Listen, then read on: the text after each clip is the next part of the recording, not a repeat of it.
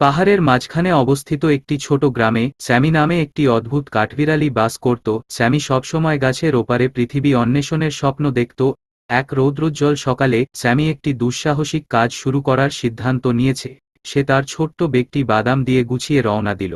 বনের গভীরে যাওয়ার সময় স্যামি অলিভার নামে একটি বুদ্ধিমান বুড়ো পেঁচার সাথে দেখা করে। অলিভার জিজ্ঞেস করল, তুমি কোথায় যাচ্ছ যুবক? স্যামি উত্তেজিত হয়ে উত্তর দিল, আমি কিংবদন্তি গোল্ডেন অ্যাকর্নের সন্ধান করছি। অলিভার স্যামির সাহসিকতায় মুগ্ধ হয়ে তাকে গাইড করার প্রস্তাব দেন। একসাথে তারা নদী পার হয়েছিল, লম্বা গাছে উঠেছিল এবং দুষ্টু শিয়ালকে এড়িয়ে গিয়েছিল। অনেক দিন খোঁজাখুঁজির পর তারা অবশেষে একটি বিশাল এক গাছের নিচে গোল্ডেন অ্যাকর্নকে জ্বলজ্বল করে দেখতে পেল। তার পায়ের মধ্যে অ্যাকর্ন দিয়ে স্যামি বুঝতে পেরেছিল যে যাত্রাটাই আসল ধন। তিনি অলিভারকে ধন্যবাদ জানান এবং তার গ্রামে ফিরে আসেন, যেখানে তিনি একজন নায়ক হয়ে ওঠেন এবং আগামী বছরের জন্য তার দুঃসাহসিক কাজের গল্প ভাগ করে নেন।